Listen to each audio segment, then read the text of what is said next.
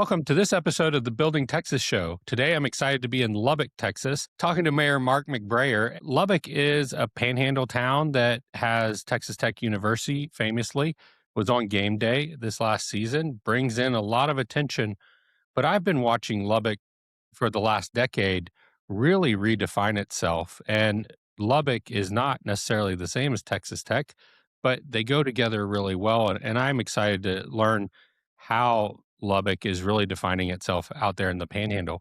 So, Mayor McBrayer, thank you for joining us today. Glad to be here, Justin. I've been mayor since June of last year, and 2 years ago, 24. And before that, I was on the council for 2 years, representing my district, which is the central district in Lubbock, the one right in the middle of Lubbock. And I've lived here since I was 4 years old in the late 50s. So Lubbock's my home. My kids live here. My grandkids live here. I've lived and worked here. My wife's from here. So, it's my world. It's pretty much my world.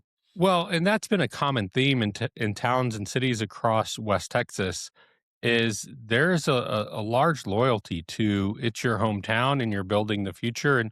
And West Texas, people are resilient. There's a lot of grit that goes into we're out here on the plains and we're going to make it work.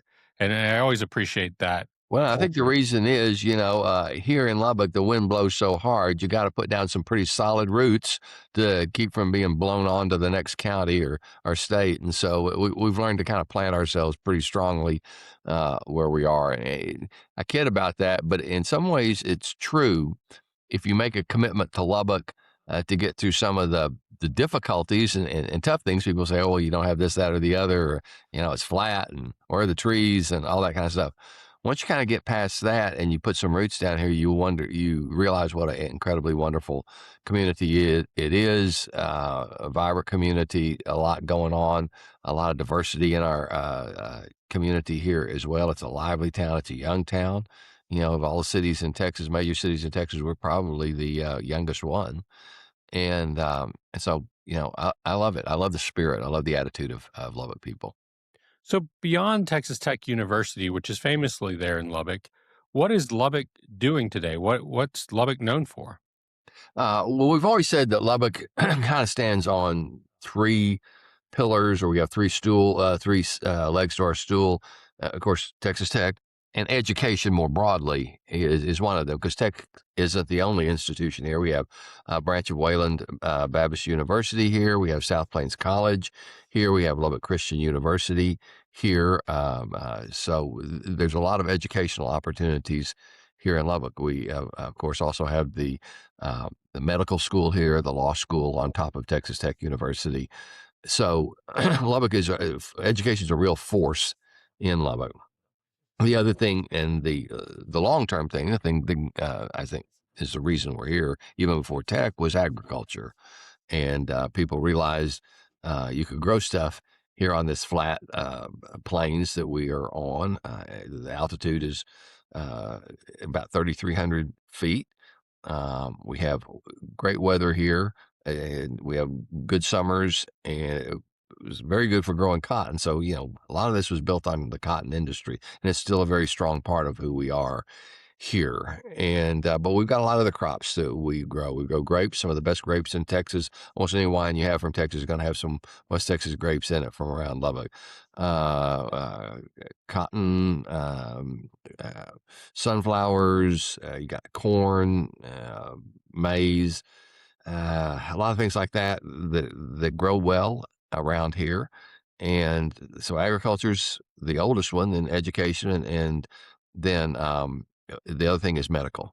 And Lubbock is a huge medical hub. Between Dallas and Phoenix, you probably won't find a bigger medical hub than Lubbock. We have two major medical systems, the University Medical Center, associated with the Tech Health Sciences Center, and then we have Covenant Hospital, which again is a massive system, biggest employers in Lubbock. And so those three things really sort of drive our economy, but also it's a lot of small businesses in Lubbock. And then more recently, we have Leprino, which is a cheese they make mozzarella cheese. They make the most mozzarella cheese in the United States. And so if you're eating a pizza or something with mozzarella cheese, it probably comes from Leprino. And so they moved their plant here several years ago. It's a huge operation here in Lubbock, hires hundreds of people. I think once they finally bring everything online, they'll hire have hired somewhere around 1,000 people here in Lubbock, spent almost $1 billion in building their plant. And so they came to Lubbock because there are a lot of dairy farms around Lubbock. And so they take the milk and they process it into cheese. And that's been a great industry. And then, of course, you have a lot of industries that service that that are beginning to find their way to Lubbock because of that as well. Well, that's really interesting, and it makes me think of and I always enjoy recognizing city staff that make all of those things happen, and part of that city staff would be your economic development Right. teams that are going out and attracting businesses like that aren't traditionally there in the Panhandle, but the Panhandle has what they need to be successful, and you can bring those businesses in and continue to grow that economic fabric of Lubbock. And that's what happened to Leprino. That all happened before I became mayor. It was even on the city council, so I can't take any credit for it at all. Other people saw that possibility, but the thing was when this company, which is kind of headquartered out of Colorado, when they came to Lubbock, they realized not only was this a good location for their business, it was a great place for their employees.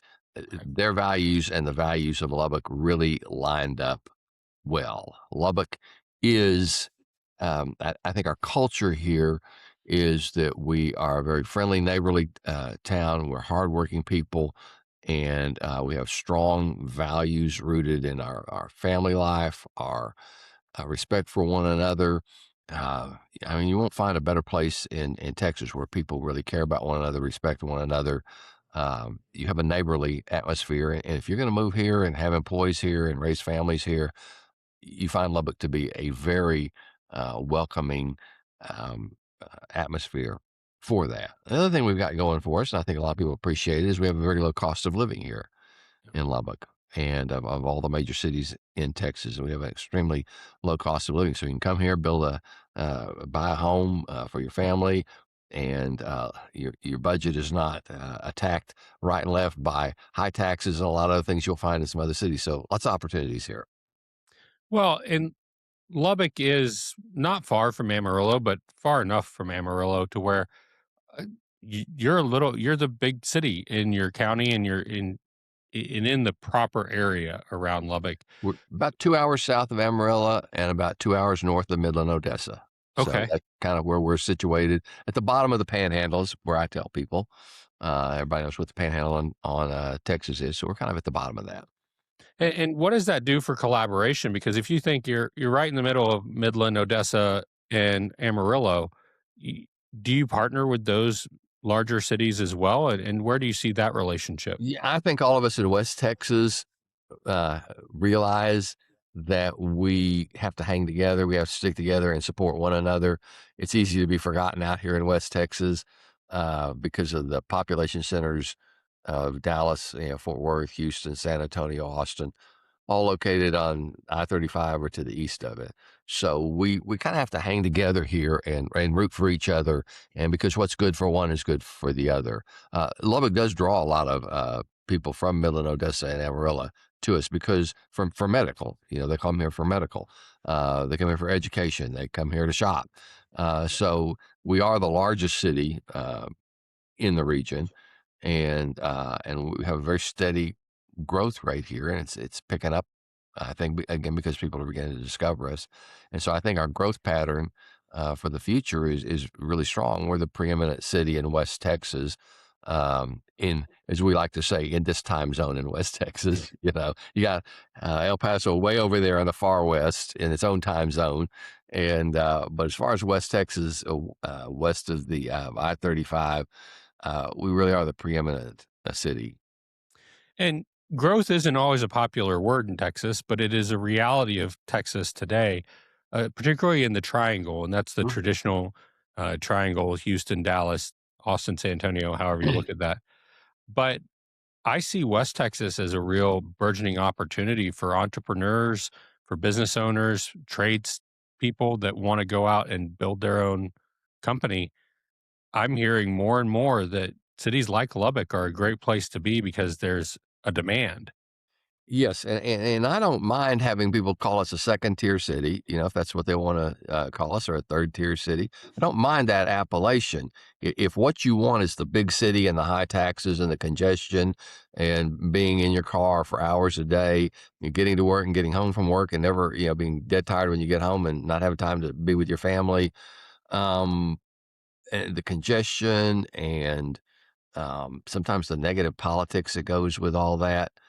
If that's what you want, there are plenty of places in Texas for that. But if you want something very different from that, I think Lubbock really is a place that people are beginning to look at and say, look, for quality of life. Yeah, the measurements for quality of life are oftentimes, you have a professional sports team, you have lots of restaurants, you have lots of entertainment, and there's a lot to be said for that. There's plenty of that in Lubbock because of tech. Yeah. But we have a slower pace of life. I was doing a radio interview this morning, and I live in central Lubbock, and this is way out on the east side of Lubbock, southeast side of Lubbock, and so I'd drive out there. I'd do it, at least once a month, and I usually hit every green light getting there. And today I hit every red light. It's 6:45 in the morning. I was hitting every red light to get there, and I was all bent out of shape because it was taking me 5 minutes longer than normal Yeah. to get there. 5 minutes, and then I got to think, man, this is great. Even when you hit every red light, you can still get across town in, 15 minutes, and so you're 5 minutes later than you thought.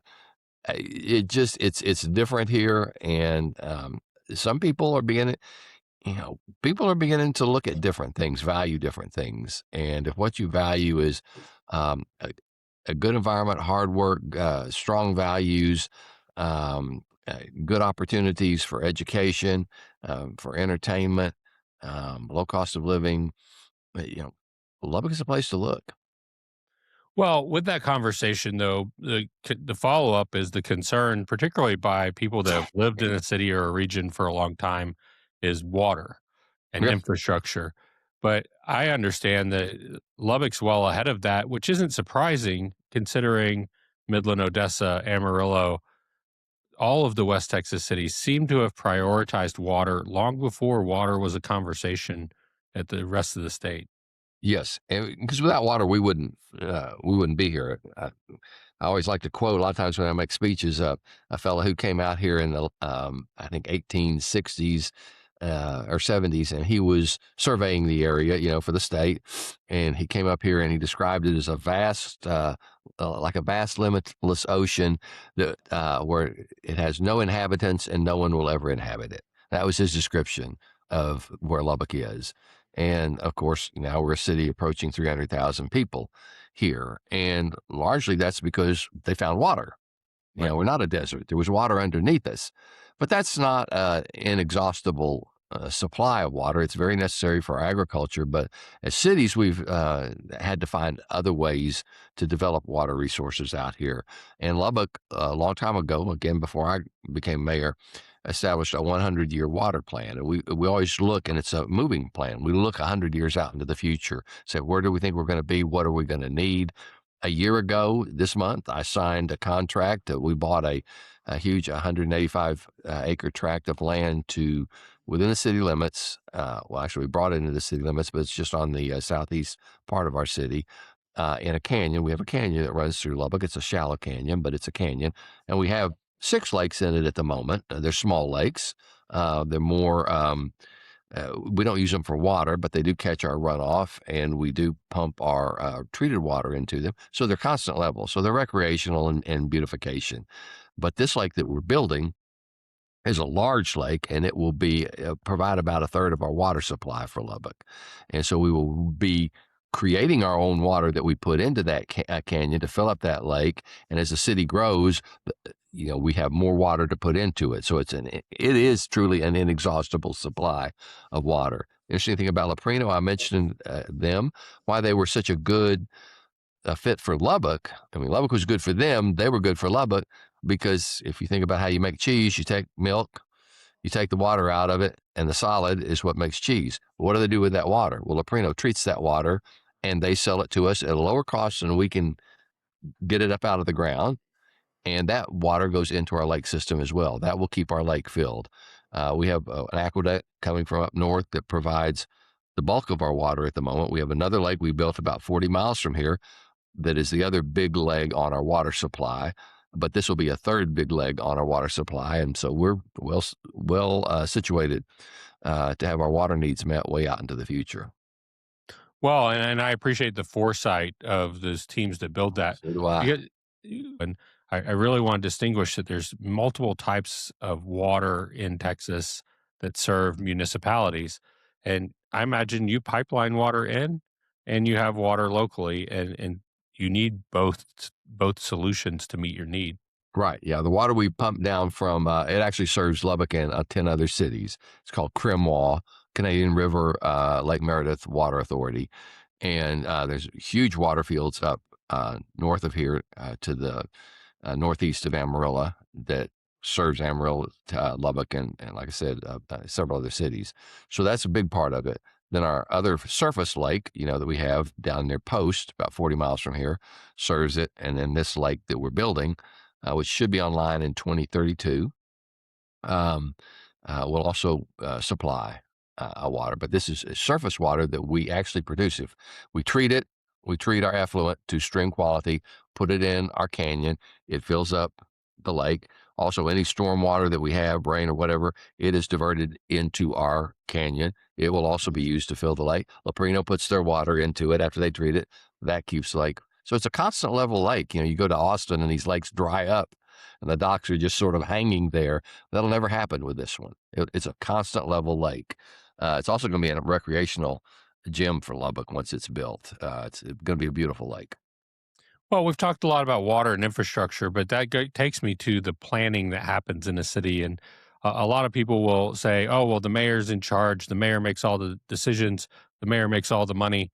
And in all of these conversations, I like to remind the audience that it is a service role. You're a near volunteer at best as the Well, leader. you just didn't get to be a volunteer without actually, they cut that $75 a month check to you, Yeah. And so that keeps you from being able to say you're a volunteer. And Near volunteer. But near it's volunteer.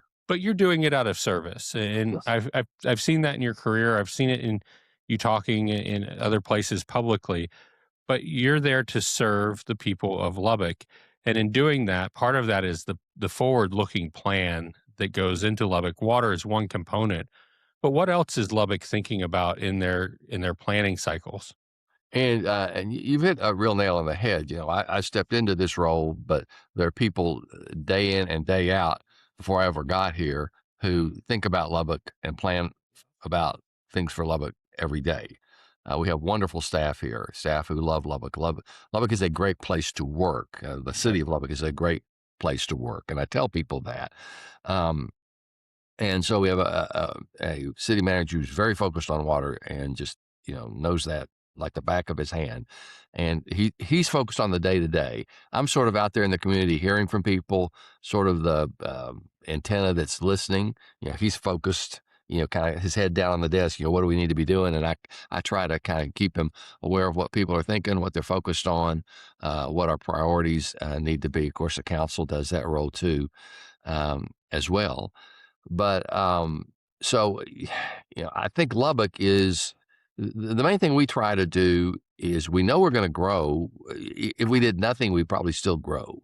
Mhm. Lubbock's been growing at about a 1.5% rate every year. And I think we're going to start, it has started to pick up. I think we're going to see it tick up a little bit further as more people discover it and kind of what the gem that Lubbock is. And so we want to prepare for that growth. And Lubbock has been very good, even though we're a very low tax. When you compare us against other cities in the state, we're a very low tax city. When we have to do things like build roads, the community comes together, pays for those bonds to build out the roads that we need. We are well set up for how we will supply all the water infrastructure for our future. and those are paid for, out of enterprise funds that our citizens pay. I'm focused a lot on this next year on developing our downtown. Again, like I said, I've lived here almost all my life. Used to come downtown all the time. Like a lot of cities, the downtown area has gone through a period over years of people moving out and vacating their offices, moving out to the other parts of town. And so I've visited enough cities in my life to know that if you have a dying downtown, it's not a good situation for a city. And we're not there yet, but I don't want us to reach that point and tip over to that point. So I've made it one of my focuses to plan for our downtown so that we can keep businesses here, bring businesses here, make it a much more appealing place for people to locate, and keeping it sort of central to the life of this city. It's easy to get downtown from out in the suburbs because of our road system. Our Marshall Sharp freeway will bring you from Southwest Lubbock downtown quickly. Well, I'm mentioning roads, so I might mention, years ago when I was a kid in the 60s, we built a loop around the city. When we built that loop around the city in the 60s, when I was a kid, I think I was in junior high school, maybe ninth grade, eighth grade, me and two of my buddies, we got on our bicycles before they opened it up to traffic, and we rode all the way around the city in a day. We took our sack lunches with us, rode all the way around the city on the loop.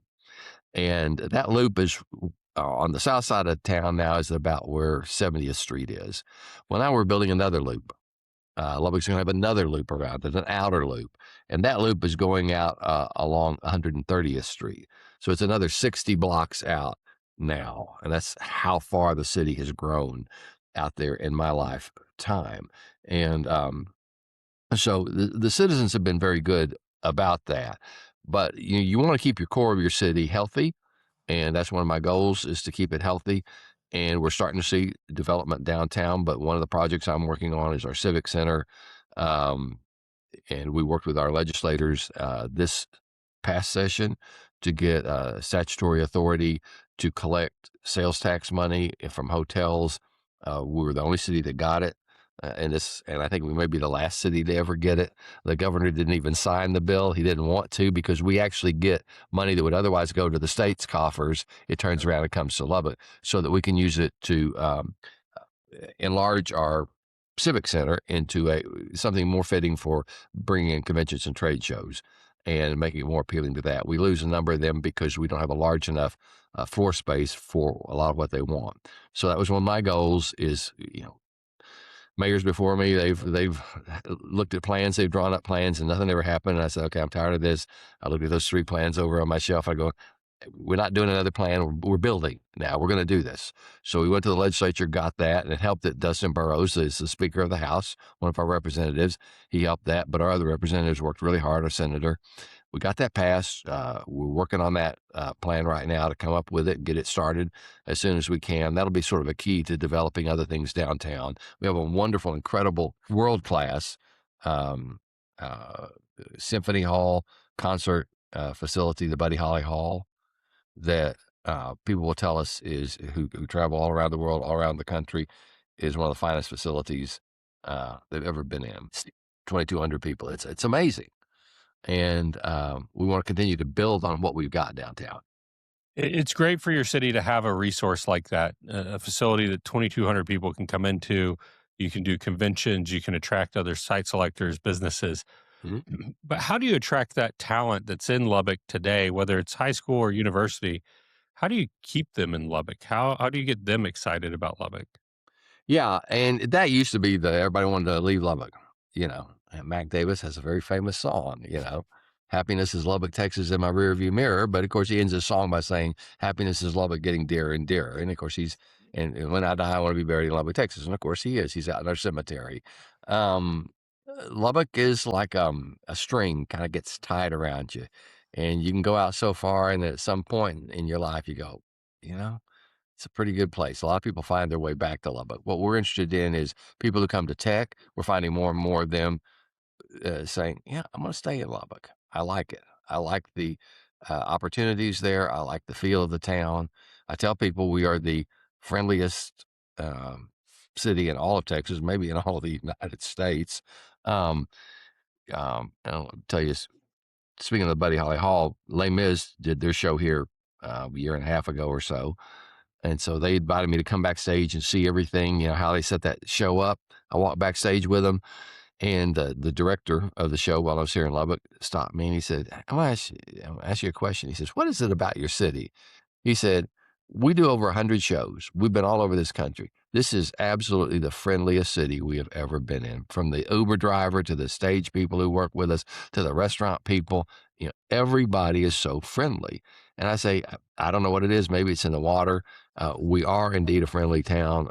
We've won all the 4 friendliest awards from the state. I think there are only 2 cities in the state that have them all. And that's true. And another great thing, if I'm talking to people about considering coming to Lubbock, Lubbock has an incredibly stable political environment. And it's not a monoculture. There's a lot of diversity in this town, but people work together and they Right. focus on doing what's best for the city. You don't come into our city council and find a lot of tension and people at each other and fighting about. We're trying to work together and make the city work for our citizens, our taxpayers. And so, we're not focused on a bunch of stuff that's divisive or non-productive. We're focused on productive stuff here, and you'll find that environment. We want to work with you. You want to come to Lubbock? You want to start a business? We'll help you do that. And because of that, people are deciding to stay here, to start businesses, to go to work here, to raise their families here. We're finding that more and more. What I want to do in this next couple of years, and one of my focuses is, as Tech's reputation and image in the world has increased this past year. Yep. It was amazing when those guys went on the air, when they came into town for the game day, how much they talked about Lubbock. But when our own players and our coaches were interviewed, they would talk almost as much about Lubbock as they would about Texas Tech. Yeah.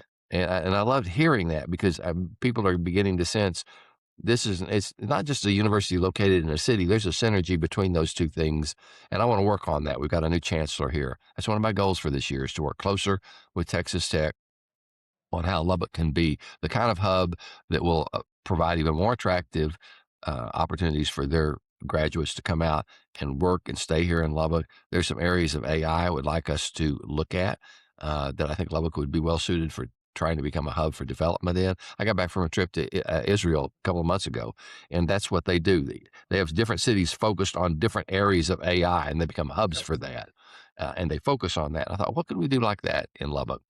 But I want a better relationship with Tech, more synergy between us and the university going forward. But I think, if you're a parent and you're thinking about where to send your kid to college, the things you're concerned is, what's it going to cost me to send them to school? What's it going to cost to rent a place for them to live there? Is it safe? Are there things for them to do? Are there things for us to do when we come there? Is there a reason for us to come there other than just come see our kids? And Lubbock hits those things. And so I think there's opportunities for Lubbock as we grow and Tech grows. We can really develop that synergy better than we have in the past. Where would you recommend people go to find more of that information and to do some good research before? Quite often, I'll see people just get frustrated with something happening in their city and they show up to the mayor's office or call you, text you, and they're angry about it. But it was decisions that were made 5, 10 years ago and they're just coming to fruition. Where would you send people to find that information first and then come to city council or then come engage with the city?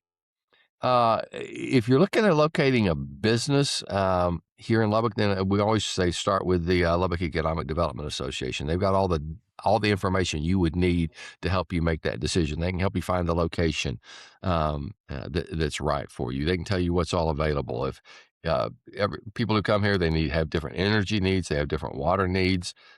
They can help you determine whether that's a good fit. Lubbock is not one of those places where we're just hot to trot for just anybody that will move here. We want the right kind of businesses here. We want people who are good stewards of water, and because it's our most precious resource. And so we're somewhat selective in that, but the opportunities are coming our way with good prospects. So LEDA is the probably the best place to start. Um, you know, Texas Tech itself, of course, can provide you a lot of information. The innovation hub there, if you're a young business, want to start a business, that's a great place to start to get information. Our Chamber of Commerce obviously is a great place to go to, and I'm always happy to meet with anybody and talk to them about Lubbock. I feel like that's the biggest part of my role is to be an ambassador for the city. Well, I appreciate it, and it comes off in your work that I've seen online, and just your personality is you're there to serve the people of Lubbock, and that's what I've appreciated as I've talked to mayors across the state. There is a big servant mentality that goes into um, leading a city of this size. I mean, your city staff must be a big group. It's over 2,000, yeah. And people will say, well, why 2,000 people? But you're a utility, you're a provider of services. There's a lot of things that a city does, especially a city that's your size, Mhm. that people don't always think that's the city. And I want to remind them that one, you're serving as a volunteer, near volunteer, and two, that's the same for your city council. And then you're partnered with a great professional staff in Yes, city we have employees. incredible professional staff here that can help you. And I'm semi-retired from my law practice, so I have a lot of time to give to this job. They probably see me down here more than they want to. I don't know, but I've got a nice. You can't really see it, but I'm on the 11th floor of our city hall, so I got a great view of Lubbock out my window, and so I love to look out on it. I'm looking out on our just broke ground on a downtown park right in the heart of downtown, which should be finished some later in this year. Of course, the Civic Center project I'm working on, I look right at that area and think about what we can do there. But then you go to the other side and you look way far to the south and you look at the little water tower way out there. You go, my gosh, how many miles away is that? People don't realize Lubbock is a huge city. We're about 145 square miles. We are a huge, very spread out city, and just a little bit under 300,000 people. So if you have somebody looking for a larger site, industrial site, I'm seeing a lot of satellite manufacturers coming into Texas looking for sites like yours where they can come in and it's a green field still. We've got lots of available land in Lubbock. We have the data centers who are looking to locate here, and we talk to them.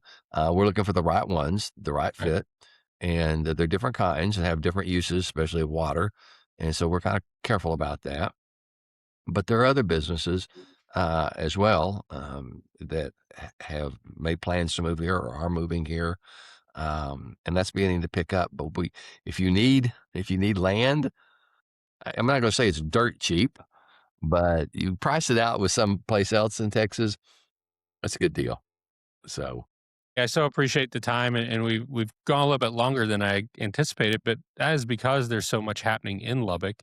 But what's your call for 2026 for residents of Lubbock? What should they look forward to, and where can they find more information again?